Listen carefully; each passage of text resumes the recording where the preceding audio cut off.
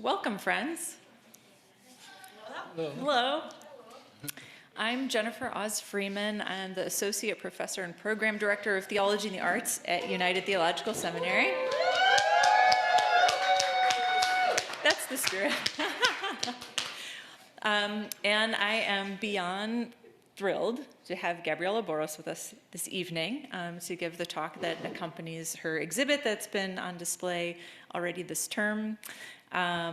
Really thankful for your work and for already the conversation that's begun. And also want to extend my thanks to Aaron Rosen for introducing us initially. So I owe him a big debt of gratitude, I think, for that connection. A couple of words really briefly about how we'll engage this evening, which is that Gabriella is a wonderful conversation partner, and so we're going to hit the ground running with conversation. So you see, it'll be very interactive. I know we've got more than 30 people joining us on Zoom, and so that extends to the folks at home and in distance as well. My colleague, Dr. Munjed Murad, is here, and so we'll be kind of maybe first engagers, or I don't know how we'll kind of do, but we really want to bring together kind of interreligious voices in response to these beautiful works. And I think we'll have no shortage of things to talk about. So Gabriella will begin with some opening context, and then really encourage you all, whether you want to put something in the chat, which we'll do our best to monitor. And there's a microphone, a live microphone here in the audience, so you can just make your way up, or we can pass it around and kind of figure out what works best, right? I will say you can read more about Gabriella's work on the program. Her accomplishments extend far beyond what I could fit onto that back page. So I would encourage you to go visit her website, and you can see the extent of her beautiful work. So I won't say any more for now, but welcome, Gabriella.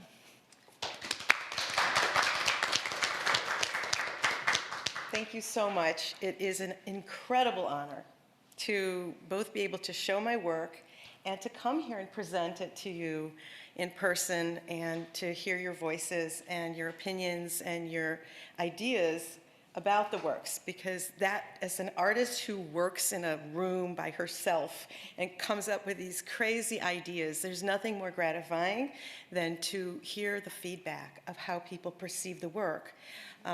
Especially different perspectives are so, it's like water to a thirsty person. So just a brief introduction as to who I am and where I came from.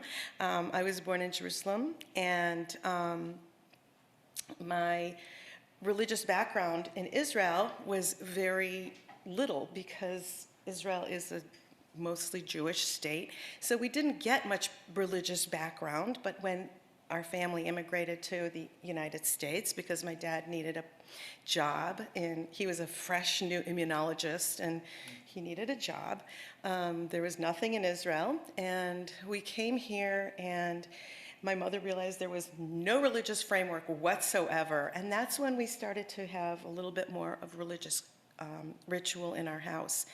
And we were sent to a Hebrew school, and that was the beginning of the path for me of study and learning about my tradition. So I wanted to share the screen with you.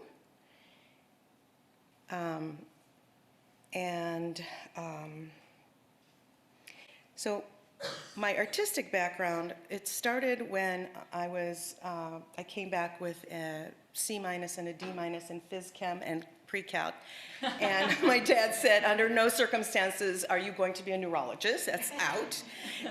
And obviously the A+ in painting is a clear indication to where you should go. And so I transferred from University of Rochester, went to University of Michigan School of Art, and I was doing etching at the end. I loved the etching process, but couldn't afford it when I moved to Chicago to get my first job. And so very luckily, I got free space, and I was painting in oil paints for many years. And in fact, for 17 years, I was painting in oils. And in the meantime, I got married, and I was pregnant, and I came to my doctor, and he was horrified to find out that I was painting in oils because it was highly toxic for the child. And so I had to drop oil painting and go and do acrylic painting, which is a huge learning process. It was pretty complicated. And so, so I was doing these acrylics on paper, and then that turned into acrylics on wood panel. And they were so vivid and colorful, which is such a change when I went to Florence and I saw an exhibit of woodblock prints, and I was stunned. It was like somebody hit me in the head. There was just an awe of this medium. And so I dropped all my painting overnight and started the woodblock prints. And well, it's a process. It's not just you got cut away on the wood. I mean, I'm sure there are artists that do it that way. Mine is completely different. I do both botanical and religious topics, and I do lots of research before I do anything. So a lot of reading and discussions and all kinds of different sources. And then I create these, once I get the size of the panels that I want to cut, I draw on tracing paper with Sharpies. And the reason that I do that is because woodblock print is a relief process. So that means that you are printing the opposite, or you're cutting the opposite of what you're going to print. So when I do the sketches, I can flip them over, especially important if you're using any kind of typography, because you don't want your type to be backwards, which I have done more than once. In this second panel, you can see that I have this blue tracing paper on top of the wood, and I'm tracing with a pencil on it. And in the third panel, you can see there I've inked the block. The blue lines are from the tracing paper, and the white is what was cut out with these tools that I've used, these cutting tools. So I think I'm going to switch to show you. Yeah, and all you have to do is do that one, and then you can hold it up. Yeah. And I will let you guys see this. This is the wood. It's quite a thin plywood. It's called Shina. It's a Japanese product made from basswood. So there's very little grain in these dark areas. And you can see it's beautifully textured when I get going. This is for a series I'm currently working on called Fatal Fungi, Friendly Fungi. And so after I finish cutting, I ink the block with a brayer, and then I place it on a jig, which shows exactly where that paper is going to be with enough margins, and then I print. Okay, so the next slide is about the Stones project, which is hanging here, and it consists of 18 prints with a cover print, which was the 19th print. So for that particular project, I had 6 months of research, 3 months of research. 2 scholars were involved, Rabbi Michael Siegel and Professor Gary Porton, who both weighed in various parts of the project. 106 sketches to get to just 19 finished drawings, and 40 hours of cutting, 120 hours of printing, and with 108 finished prints. So that was an extremely labor-intensive project. This is the stack of drawings. I was astounded when I collected them all in a pile. So let me take a little break here and ask, are there any questions or comments from people here or on the Zoom? Yes. I just noticed that, do I need to be on the mic? I just noticed that you seem to have cut both sides of that wood. Is that, do you always Yes. do that? And Yes. what's that about? I'm extremely economically minded. They told me under no circumstances to do it with this plywood, but it looks like it's working, so I'm not going to tell anybody except for you guys here. Just curious, what was the nature of what you saw in Italy in the woodblock? So for the Zoomers, what's the nature of what you saw in Italy that impacted or influenced your turn to woodblock prints? This was an exhibition of the work of Pietro Parigi, who is an Italian woodblock artist who was mainly doing illustrations for the newspaper in Florence. And the graphic, the work was so graphic and it was so small and pithy. It just really struck me that drama that you can get out of wood is even more heightened than what I was doing with the color work. And I think that's what, and also it kind of goes back to the etching days, this whole idea of process and getting to that final stage. I don't know, there's comments on the chat and I don't know if I should. Any new comments in the chat? No. Okay, great, thank you. Okay, so let's talk about the tree series. Of course, everybody always asks me, well, what inspires you? And what inspires me is I do a lot of reading, and I live in this world where all these things happen in the world. And I read The Hidden Life of Trees, and it was also, I've been walking in woods 3 times a week for years now, and it's just a place to decompress and to kind of find myself, and it's very meditative for me. And so it was this perfect storm. Susan Simard's work was coming out, and I was reading more and more about tree communities, and it was such a resonance with me because I felt that tree communities and my own Jewish community had so much in common. And so I created this 4-tree series of community being a place where you help one another, you give if others don't have, and you get if you don't have. So that would be nutrients from the trees, water between trees, and an ecosystem of trees being together, helping protect one another from the elements, as people also do. So when we were first speaking about this, it turns out that Munjed has done a lot of research about trees in Islam, and please, could you share your experience with us? Oh, thank you, Gabriella. I think everybody would prefer to hear from you, but I'll say a few words since I've been asked to sit here.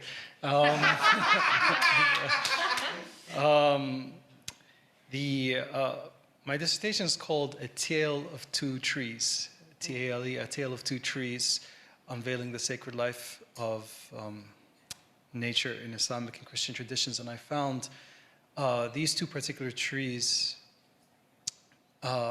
were significant gateways to the life of nature altogether. The trees that I looked at were a tree that's considered a companion in the Islamic tradition of the Prophet Muhammad and is still alive, a pilgrimage site, and a companion is something really venerable, not apostle, but close. And a tree can be a companion of the Prophet is something. In Christianity, the tree is the tree of the cross, the tree that became the cross. Oh, can you hear me now? Or maybe it was someone else. All right. Oh, yeah. Yes. When you speak, you just need to be closer. Good. So, and I would say among all the religious traditions that I've studied, one shouldn't make absolute statements in world religions. You'll always find another, some exception or something that's more of what you're saying is the most. To my mind, the tradition that focuses on the arboreal in a sense the most would be Christianity. So this central symbol has been referred to as a tree in its religious history. The earliest poem in English, or one of the earliest, if not the earliest poem in the English language, is read in the voice of the tree of the cross, a dream of the rood, in which the cross and the tree that became the cross maintained the same voice, the same I-ness. And the tree that became the cross is referred to in Latin homilies as tree of all trees.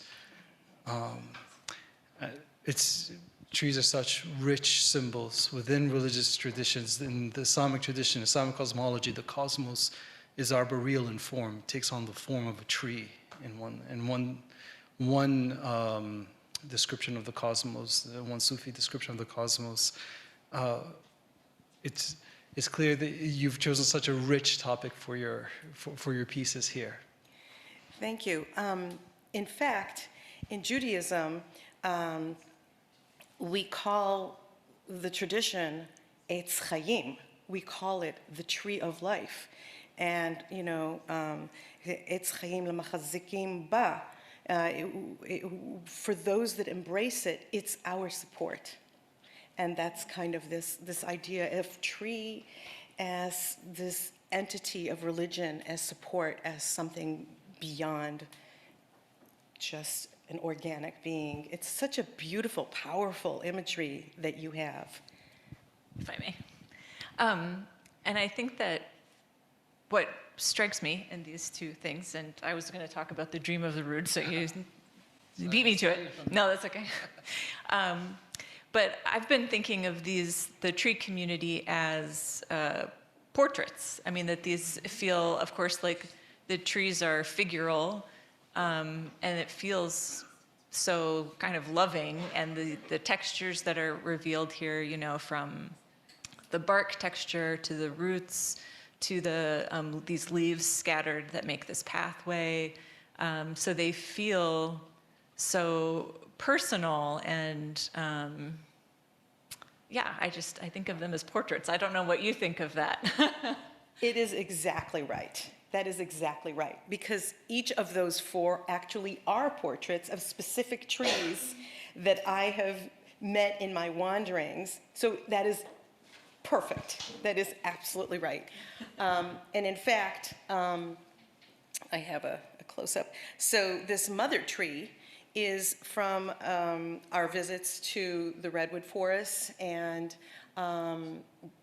it was so powerful for me to walk amongst these ancient trees. It was almost a sacred space, and this whole idea that there is something designated as a mother tree, which actually protects other trees. When the trees are just starting to come up, it protects it from harsh sunlight or from rains, from weather. And when the mother tree has such deep roots, it can bring up nutrients and water for the smaller trees when there's a drought. This is so much the power of a mother. This is what a mother does. I had the most nurturing mother who would feed us and cook, sew and knit. And so I just instantly connected with that. And if you look carefully at the bottom of the tree, you will see a little boy is coming out of this opening, and that is actually my son at that point, who was climbing in and out of the trees. It was just, for him, it was this beautiful, almost womb-like space that he kept entering. And Judaism is a matrilineal religion, so the descent is through the mother, and I just felt this is absolutely so powerful to know that there is these mother trees that exist. And the next tree I wanted to talk about was this beautiful oak that I walk by in the forest, and the idea of dormancy, and the trees, literally the chemicals in the trees prevent cell division during the winter. The trees go into dormancy. The leaves are falling right now. They're changing into these glorious colors, and the tree is slowly kind of dying, you would say. And suddenly in the spring, the chlorophyll is sent back to the leaves, the shoots come out, the buds come out, these colors transform our landscape. And so in the Jewish tradition, we have a prayer that we say in the morning, Modani lefanecha, where it's, I thank you, God. I am in gratitude to you before you. And from what I understand, there's a very similar prayer of gratitude that is said in the Muslim religion. So please tell us about that. Alhamdulillah. The 17 times a day in the canonical prayers, Muslims recite Alhamdulillahi Rabbil Alameen Maliki Yawmiddin. So you might notice some similar words to the Hebrew. What was it? Malek Alameen or something? Yeah, El Rachamim was one of the words that we say, and then Melech Haolam, I think we were saying. Awlam. Yes, Rabb al-Alamin, Maliki Yawmiddin in Arabic. So yes, this constant praise of God, which moreover, human beings do, if you look at the commentary, not just on their own individual behalf, on behalf of their whole community, which is the cosmic community, on behalf of all beings. And not just human beings are described as worshiping God and praising Him and thanking Him, but so are all other natural phenomena. Rumi says in Persian, Darakhtan bin, Hame sa'im, hame qa'im, Qabul ahmad, munajati salati ra. Look at the trees. All are praying, all are fasting. The intimate discourses of their prayers have been accepted. They have been accepted. Oh, that is so beautiful. You're going to have to send me that. That is phenomenal. That is so beautiful. That's Rumi. Yeah. So I think. Sorry. Oh, into the microphone. Just to make sure that, or Zoom, can you get it on Zoom? Yeah. I'm sorry. Okay, let's talk about angry women now. There was one in the chat. I think I saw that Max had put that there's a whole New Year for trees. Right. We have a holiday that's called Tu B'Shvat, which is the holiday of the trees. It's in the spring when all of the trees bloom, the almond trees. There's these beautiful white blossoms everywhere. And we even have a whole Seder where for each facet of trees, we have a food group. It's just a wonderful, it's one of the few rare happy holidays. And it's just such a celebration. And in fact, this tree series was completed for Tu B'Shvat. So there's another layer of these, this ongoing layer. Can I ask a question? Looking at this tree specifically, you talk about the leaves and the buds, but the trunk itself is in the forefront. So I'm just curious as what your reasoning was to make the branches be the smaller part.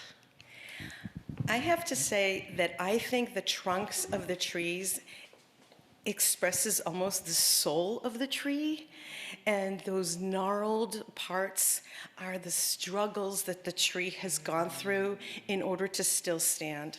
And so I'm always taking pictures of gnarls because I relate to that. Bless the gnarls. Bless the gnarls indeed. Okay, thank you. That was a beautiful comment. So the Rage of the Matriarchs was born during COVID. I was furious because as a very outgoing person, I was locked indoors. I couldn't see my friends. I was prevented from doing everything I love to do. And it was just increasingly hard for me to sit at home. And I was kind of thinking about rage in general. And it kind of occurred to me that rage is an ancient emotion that goes all the way back to the Bible, and that our matriarchs, and in the Jewish tradition, we have Sarah, Rebecca, Leah, Rachel, and I added Dinah, who is Leah's daughter, and Tamara. And all had so many reasons to be so enraged by the lot that they have in life. And I did quite a bit of research, actually. There's so many beautiful treatises, contemporary treatises written about the women that are sometimes kind of a little bit set off to the side as side players. So I wanted to bring them forward. And the biblical issues that they suffered were, of course, infertility. That was the number one reason for their rage or their feeling of helplessness. There was a lot of jealousy, and some of them were living these nomadic lives that also were very isolating for them. And so I decided that this series needed to have a little bit more universality. And so instead of a traditional sky, I gave each woman an embroidery pattern. I actually was looking through a Palestinian book that had Palestinian embroidery patterns, and I just love these patterns so much. And as I did more research, I found out that the entire Middle East has very similar patterns. So there must be something about the landscape and the land that inspires people to create these beautiful patterns. And the other thing that I did in order to create kind of universality to it was choose flowers of the region. In this case, it was really Israeli flowers, my favorite Israeli flowers. And that, for me, were symbolizing the women's inner soul, their inner beauty. So that part is hand-colored with colored pencil. So that came afterwards.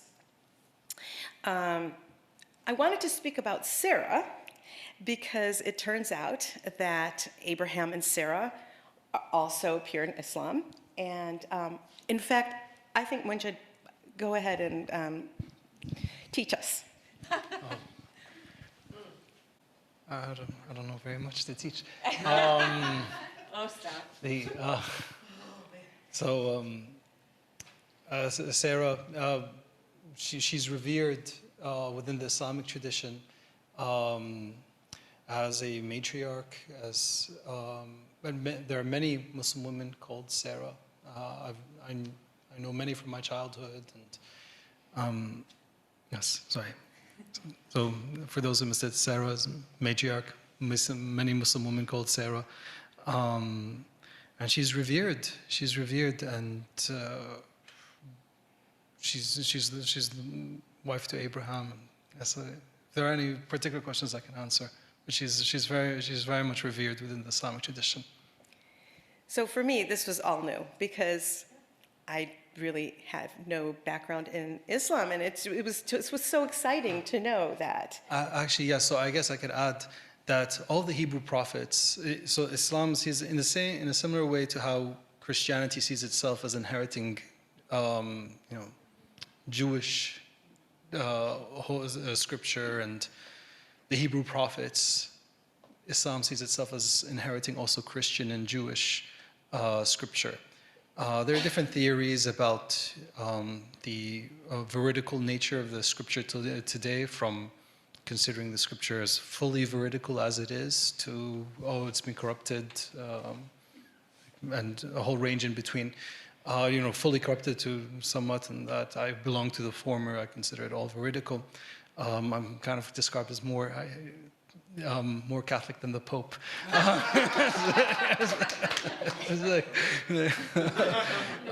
And in that inheritance of Christian and Jewish tradition, Muslims inherit also the scriptural figures, also Sarah among them.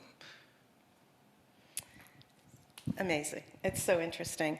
And also Hagar and Ishmael. Yes, and Hagar and Ishmael, and yes, and they're all revered. They're all revered. So Abraham, we were talking about this. Abraham might be critiqued, faulted today in modern readings of of what's happened, but not in the Islamic world. Abraham is seen as a hero.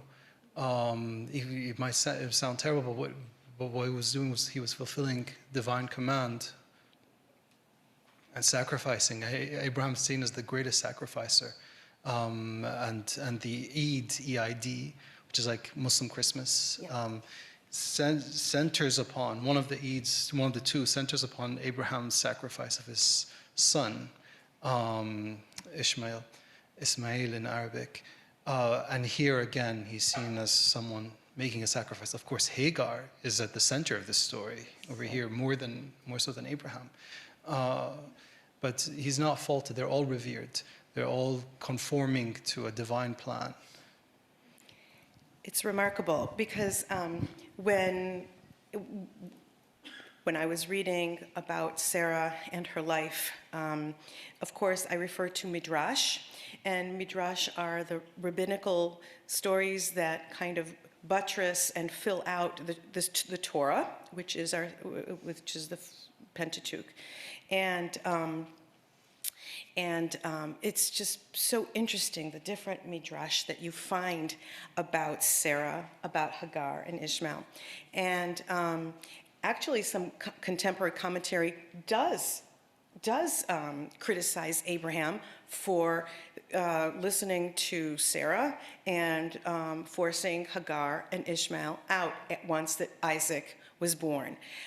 I read a midrash which said that Sarah felt that Hagar was being uppity with her, and that was the reason. That was kind of what pushed her over to cast them out. We don't know what happened. I read actually a midrash which said that Hagar and Sarah were thick as thieves, and Abraham didn't really like that very much. So it's very interesting. There's a lot of different interpretations about what really happened. But ultimately, Hagar and Ishmael were cast out into the desert, and God saved them. And one day after this all happened, Abraham came to Sarah and said, "Hey, I'm going to go with Isaac on a little trip. We'll be back. Don't you worry." And off they went. And yes, Abraham was carrying a long knife, but, she figured, that happens. They're maybe going hunting. Who knows, these guys. And there's a midrash which says that just as they left, Satan, angry that Abraham heard God's word that said, "You must sacrifice your son Isaac," so angry that Abraham was so willing to follow the voice of God, told Sarah that no, Abraham was going to actually sacrifice Isaac. They weren't coming back very quickly.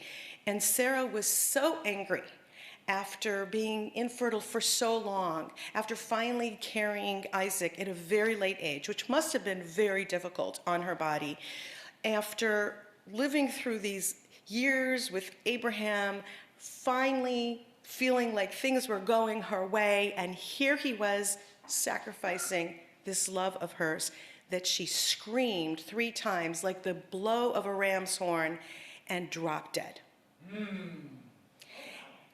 And this is the moment where she sees Satan approaching her, and she knows it can't be good news.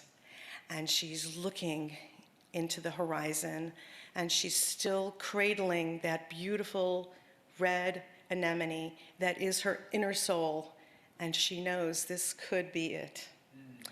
This is actually a portrait of a friend of mine, and she is 91 years old today, and she is still an active artist and somebody that I really respect. She's an African American, and I believe that Abraham and Sarah and the whole lot of them were not Ashkenazi Jews with white skin, because that's where they came from. And so that was my interpretation as well. Yep. Yes, actually, just about Hagar, because I said so much about Abraham and it's about the matriarchs, was that the inspired by what you had said just a moment ago, with Hagar, every year during the Hajj, which every Muslim around the world who's capable of financially and physically of doing at least once in their lives, every year at the Hajj, Muslims, millions of them, reenact Hagar's search for food, for water, so that she could then feed her son. All these Muslims go from mountain to mountain, running back and forth, reenacting Hagar's care for her son, and that kind of archetype, if you will, re-manifesting that in a sense.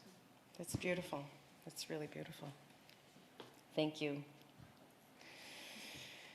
Now, we didn't actually talk about this in our pre-chat, but is Leah at all present amongst the matriarchs, or is Jacob? Or, I don't think that it is, right? Now, not to my knowledge, but I'm sure she is. But I don't know. I don't know what Leah is in Arabic. I don't know the Arabic for Leah, to be honest. I haven't heard of Leah. Okay. I haven't heard, and the Islamic tradition inherits it all, but doesn't necessarily go into all the figures, as you know, so deeply. I'm sure there are sub traditions that do, though. So the story of Jacob is that Jacob was struck, fell in love with this beautiful young woman that he saw at the well, and it was Rachel. And he asked for her hand in marriage, and Laban, her father, did a little switcheroony, and There's a technical issue.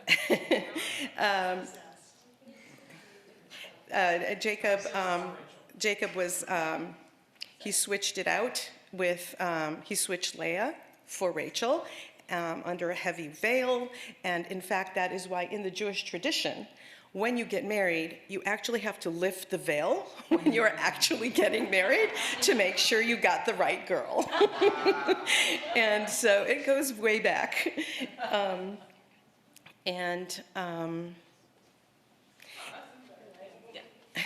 And so Leah, on her wedding night, was having that conjugal time with her husband. Unfortunately, her sister was under the bed, and according to one of the midrash. Actually, this is actually Torah, I think, where she was answering Jacob's questions. And so you can imagine the utter humiliation of having your sister under your bed. So Leah was very fertile, which was her saving grace. And she produced 7 children in Dinah for Jacob, but he never loved her. And with every child, she named each child another one that maybe he will love me now. And it's a real tragic life. And also the jealousy she must have had for Rachel, who he adored. In this particular print, you can see that Leah is caressing her swollen belly, and her teeth are gritted in anger. You can see she's got 3 boys running back here playing tag, doing something that boys do. They're always getting into trouble. And lots of sheep, because that was what Jacob was good at. And back here you see a tree. So we're going back to the trees. And this tree has a female form and a crying mouth. And I feel like that was Leah's soul screaming out. In the foreground are the globe thistles. And in Israel, during July and August, everything is yellow, there's no water. And there's these globe thistles that you see out in the field, and these beautiful, deep lavender, purple flowers. They're absolutely stunning, and you can never pick them because the thistle is so prickly that it would just not be a good idea. And I feel like this is exactly what Leah was like. You just couldn't get too close because she was probably very prickly. Are there any comments or questions? I was wondering if you could go back to the slide that had all of the whole group together. So seeing them grouped like this made me more aware of the like visual tension, or at least for me, the visual tension between the grids of the background that are very stable and decorative and structured, and the really raw intensity and organic foreground. So it feels like there's kind of like some kind of vibration happening between those that, I just didn't really see until I saw them as a group in this way. Even walking down the hall, kind of seeing one sequentially, it doesn't build up in the same way as them being displayed in this way. So that's just one observation.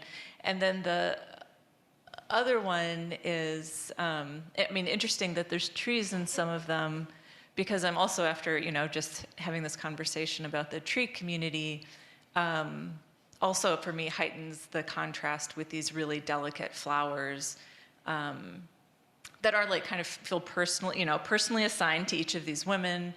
But also there's this, again, a contrast with the kind of like fragility and delicacy, the vibrant color, like you're saying, you're working in this very graphic way with the print medium. And it feels almost, I don't know, like are the flowers, maybe they feel, I don't know, more strong even because of the print medium, but I know like that they're very delicate in the way that you look at, like, that you look at them. And then compositionally, where you locate the flowers on the women. So of course that, like the one we were just looking at with this kind of huge thistle that's right over her swollen belly, the one in the lower middle where it's just really kind of coming up in this way. So there's just, I don't have a question. It's a classic comment, not a question. But it's fun to... astute, Jennifer. The placement of the flowers was absolutely spot on. I mean, it's about their femaleness. It's about their sexuality and their sensuality as beings, and that's exactly where I've placed those flowers. And Tamar is actually, the name is a tree. The Tamar is a date tree. I don't know in Arabic. Date in Arabic is tamar. Tamar. It's the same exact word. And so, and of course, the date palm is amazing. In addition to being a sweetener and the fruit you can eat, you use the fibers of the palm to create rugs. I mean, it's just remarkable what the date palm is used for. So, as an entity, it's very strong, but there is the beauty, the sweetness that comes out of that as well. So yes, that was really wonderful. Thank you. And I think that I also was trying to give a continuity, both with the patterns, but also with the background, that it felt like it keeps on going. The history of the women keeps on going linearly. There's no end to us. Us women, we just keep on with whatever history is thrust upon us. And that was really important for me in this series as well.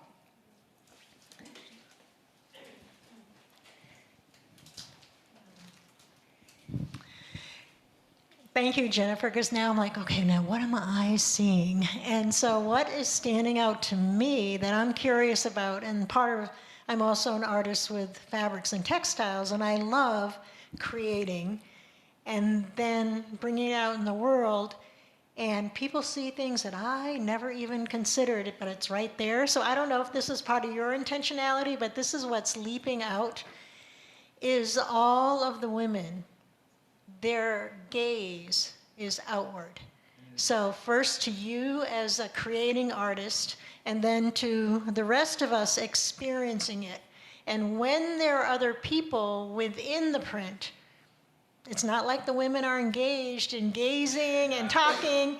And what comes up for me, and I'm now working in a neighborhood where there's many, many people who are unsheltered, including women, and just greeting them is startling to them.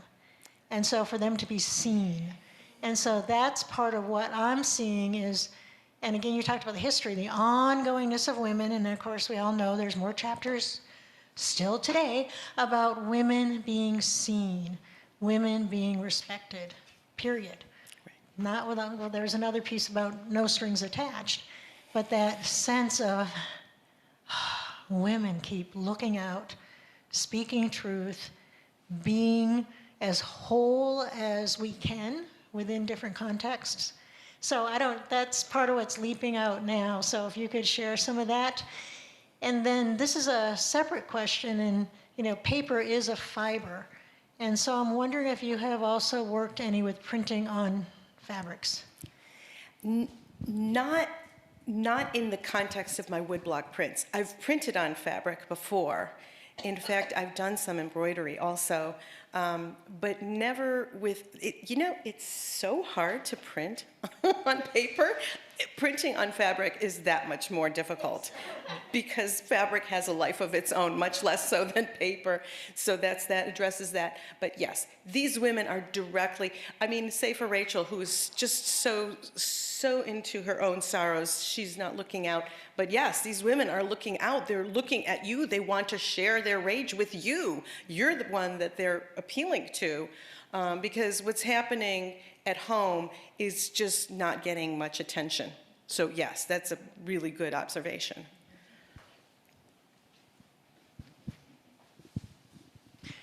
As I have been walking up and down the halls since the installation, I have looked over at the mother trees more than the matriarchs, because the matriarchs scare me. And here's why. That you have allowed them to express their rage, which has reminded me of my own rage and evoked that in me that rarely have I given a whole lot of expression to. But there have been times in the patriarchal systems in which I have functioned. And the fact that you would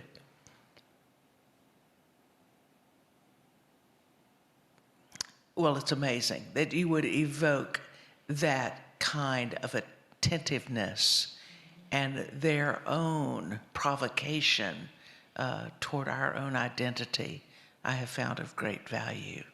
So thank you. Thank you so much. That was beautiful. I also want to point out that each one is expressing rage in a very individual manner. So there's tears of rage. There's screaming, Dina. There's Tamar, who is looking with this grin at the court that she is showing that, yes, this is your child. The gritted teeth, and actually Rebecca is yelling. So each one is expressing rage in a different way. So that's another facet of this series that, thank you. That was a very powerful comment.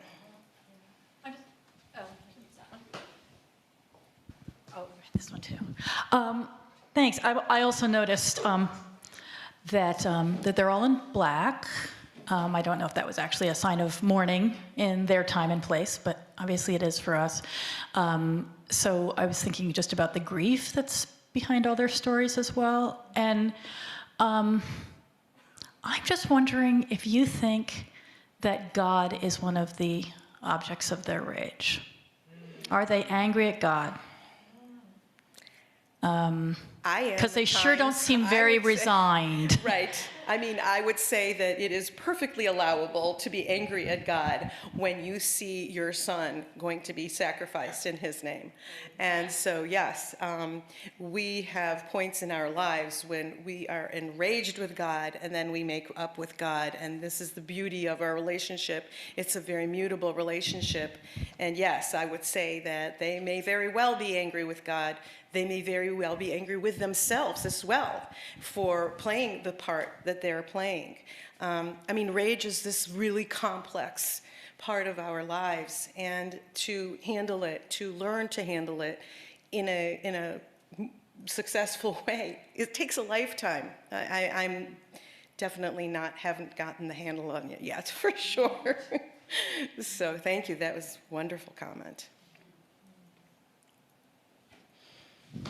Yes, please.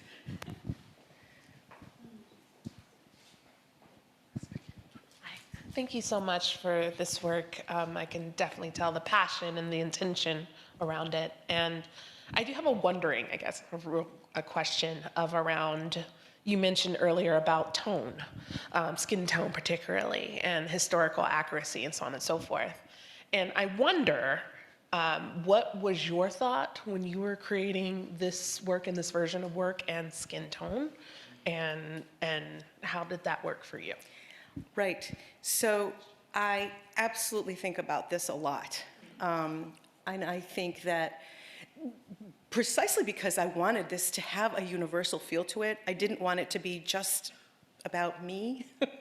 I wanted it to reach out to women, all women, everywhere. And so yes, this is definitely what my intent was to make it seem like they were of all different nationalities. And but I didn't want to make them dark-skinned, because then again, skin has all kinds, it goes from very dark to very light, and I didn't want to pin anything down. With woodblock, you only have two, white and black, and so I wanted to somehow skirt all that. I hope that comes through. I don't know if it does. I hope it comes through. We tried so hard to say so much with these graphic images, and we can only try. I mean, it's read by everybody differently, and so, but thank you for pointing that out. But that was definitely part of the intention. And if I can kind of like, I guess, piggyback or in part respond to that too, is that I think in the Stone series, I see you doing interesting things graphically because it's even more, I mean, there's smaller images, and so there's not the degree of detail that you have in these. And in that sense, they are even more visually striking because they're so, to me, those compositions are so driven by the big shapes that are happening there. And so if we could use that as a segue maybe to going to that body, yeah. So when you see these all together, I mean, you can see what I'm talking about, but actually in this, I was thinking of images like in the middle on the far right there, there's two people, and that's Laban and Jacob eating, just before Jacob takes off with the whole brood, his whole gang, he and Laban decide to bury the hatchet. And they have a ceremonial meal together, and they create a stone cairn to commemorate the event. This kind of putting aside our differences. And I think that's so beautiful that stones can even create peace. I love that. Yeah, so these were some of, or two to the left from that one. I'm just where I'm seeing like visually where some figures are rendered in both black and white, kind of depending on the light source and the composition and things like that. So I saw some interesting things happening there. That's Abraham, by the way. Abraham and his stone, the stone that heals with just, when you look at the stone, it automatically heals you. That's the stone we all want. So yeah, so the Stone series is definitely another one where I was playing with, and again, this is about us. I think this is very important for me. So the Stone series started, many of these Jewish things start by sitting in synagogue, and things are a little boring, and you read ahead or you read behind. You're not really focused on what's going on. Yeah, on our Saturday service starts at 9:30, and if we're lucky, we can get out at noon. It goes on, okay? It's very long. And so there I was. There was this little line that kind of screamed out at me. It said, "For mark well the stone I place before Joshua, a single stone with 7 eyes." Okay, so you're looking at a person that never can go anywhere without picking up stones. I love stones. I love their shape. I love stripes. I love rough stones and smooth stones and ocean stones. I mean, this is just my thing. And I'm looking at this and I'm thinking, a stone with 7 eyes, I've never run across that. What does that mean? What are they referring to? And well, that was it, the end of, another rabbit hole. And so, months of research, as I said before. And the idea was that I wanted to have 18 images. In Judaism, 18 is chai, which is life. And so for us, it's a very significant number. And I wanted them to be the most important stones in Judaism, and it was remarkable that I didn't know we had this many stones that were important, that were interesting. And so the other thing that was really, really relevant in this particular, in this series, was I wanted something that would unite all the stones, because they were all different, and they came from such different ideas and parts of Torah and Midrash, and so I created this light, this kind of heavenly light, which focuses your eye, which drops down or comes up.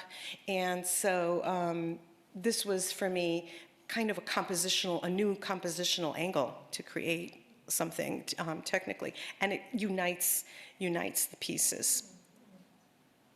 Shall we talk about the foundation stone? Well, I wanted to say something about stones and Judaism, if I may. It's interesting that the Kabbalah or Kabbalistic Judaism, the whole of the cosmos has been described as being alive. Most especially stones. Most especially stones. Well, it depends on how you use most, which I'll explain this. Stones are closer to rather than being more alive, stones are closer to the divine than our gods, than our human beings. The heck am I doing? Because I was going to say, we only have one. Gods and this is something in my water. Sorry, stones are closer to God than our human beings, and they are alive. But the reason that we don't see them as being alive is, first of all, we see them from behind, because they're closer to God. They're so close to God that they're literally petrified. They're literally petrified. Wow. But they are very much alive. That's you're much more knowledgeable about Kabbalah. That's nothing that I've ever studied. That is remarkable. That is really interesting. That is so interesting. Jesus said if people were quiet, the stones would sing. Say it again in the microphone. We'll keep this here. Well, I was just saying that even Jesus said that if all of the tongues were still, the rocks and stones would sing. Wow. Beautiful. Beautiful. So it was a matter of finding the right stones. And one of the most important stones in Judaism is the foundation stone, Even Shtia.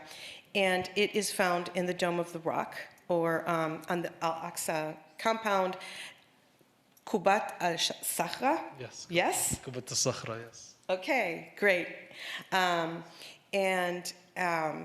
was in Jerusalem. I was blessed to be in Jerusalem when it was reunited. And I actually got to see this Dome of the Rock. And I was 6 years old. It just made such an impression on me. The building is absolutely gorgeous. It's ancient. It was from the 690s, built under the Umayyad Caliphate, and to protect this stone, which was holy to Islam, to Christianity, and to Judaism. What a remarkable thing. A stone can unite all three of our religions. That's right there. Enough said. Couldn't you please tell us what is significant about this stone? Well, I'll thank you, because I got to know about the stone through you, even though I saw it myself and prayed in the cave that's underneath it. So underneath it, there's a cave. I myself have prayed there. And I was familiar with, I'm not sure if it's a part of that stone or a stone right next to it, a stone in that area that the Prophet Muhammad once stood on and ascended. Yes, which part is? It would be at the very bottom of this picture, where there's a kind of square. Yeah, right there. Yes, yeah, in the. This it part? might be. I think it's actually right over here. Here, right here. Oh. Right here, I believe. And there's a footprint there that's said to be the footprint of the Prophet Muhammad when he ascended to heaven. And it's said that over there he led in prayer all the prophets, and he was the last of the prophets. And so this bringing together of all the prophets, from Abraham to Christ is seen as a prophet within the Islamic tradition, and all others. I knew of that rock, but I didn't know of this one. Thanks to you, I know now. Thank you very much. It's my pleasure. I think that this entire presentation, we've learned so much from each other, and I hope for you guys as well. I think that if I would ever have imagined that I would have such a remarkable event around these stones, when I first went to my room and started to think about this stone with 7 eyes, I would have been amazed. And it really is amazing to see your work that you do in a little tiny room touch people from all parts of the world. I mean, this is absolutely amazing. I do want to say that from the Judaic standpoint, that the stone is supposed to be the foundation stone is the navel of the world, from where the world opened out. And so in my iteration, I have single-celled animals, fish, I have humans and birds all coming out of this navel of the world. And so I wanted to point that out. It might not be completely clear. Are there any comments about the foundation stone? Yes. Amy,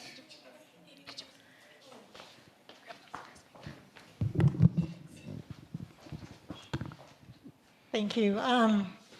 So as people know, we're on Dakota land, and so I'm struck with, in the Dakota tradition, rocks are referred to as grandfathers, and very much alive and holding wisdom and holding stories and listen to the grandfathers.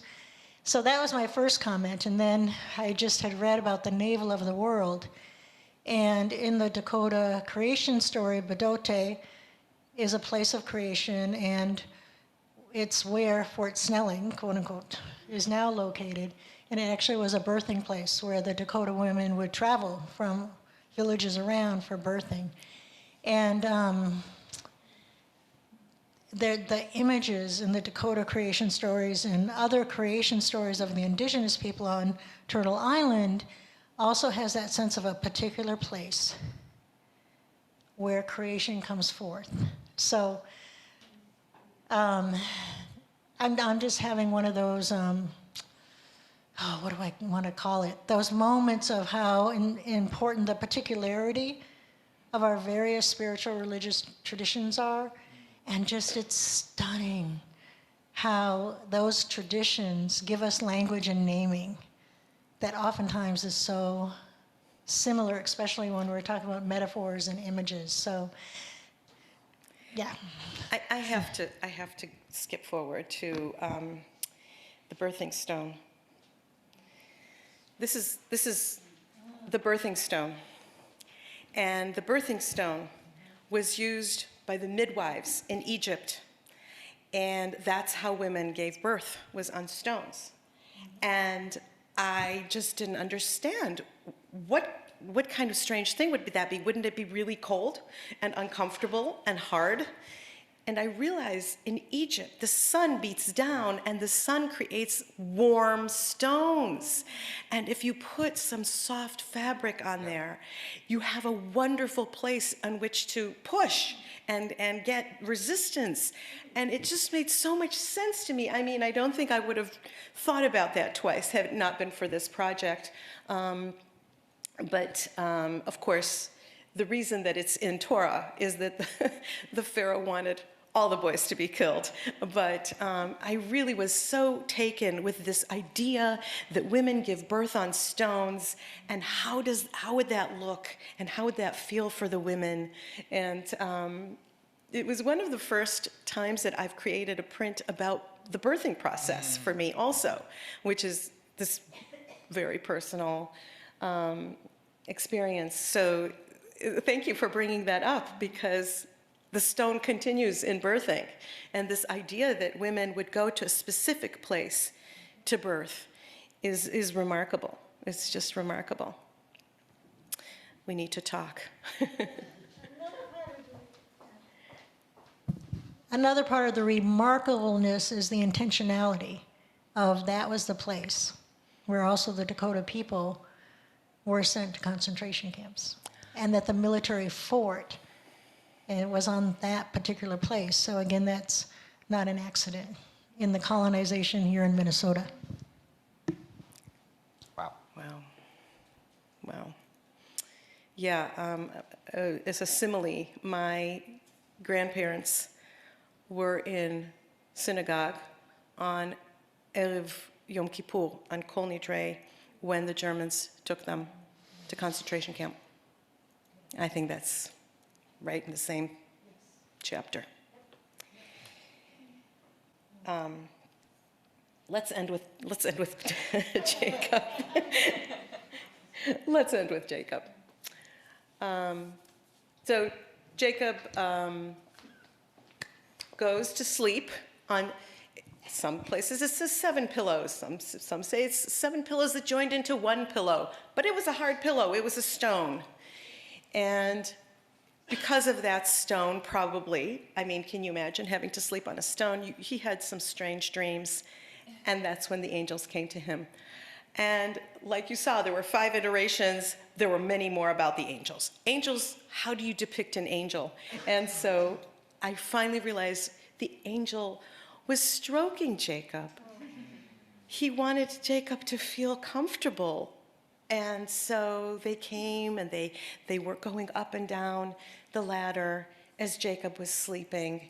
And it transformed his life. So I think.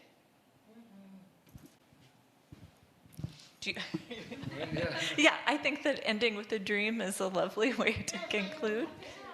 I have many more images. We could continue, but I don't know if this would be. Well, and also I was just struck by too the angel's hand and then Jacob's own hand there as kind of mirrors of each other in a way is really sweet. I was thinking it would be so hard to sleep on that stone. Probably would throw my hand under there just a little cushion. A little bit. I love the angel is upside down, which we usually think, they're just lying around, but they're really willing to reach Jacob.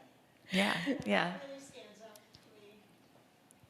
For people on Zoom, she was saying she loves that the angel was upside down. We always think of them as flying right side up. I also love that you can see his discomfort in his sleep. He doesn't look like a comfortable person. I think there's always this element of fear, right?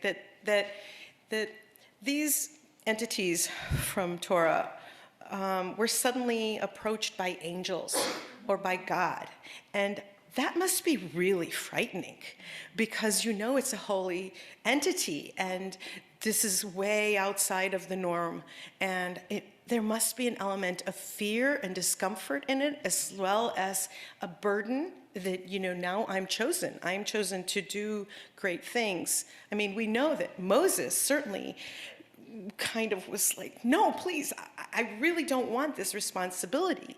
It's too much. And God had the faith in Moses. I mean, so I think that that's also something that I put in there. I try to put in there. I always try to put myself in the place of my characters, and what would I do if I was this person? And it feels like you all are doing the same thing, and that's the gift. It came through, so thank you. That's lovely. Well, I think that we could probably talk for hours and hours together, and we do have more refreshments, and so maybe we could conclude our formal time and then extend some conversation for a bit. So if you would all please join me in thanking Gabriella for this beautiful work. Thank you very much.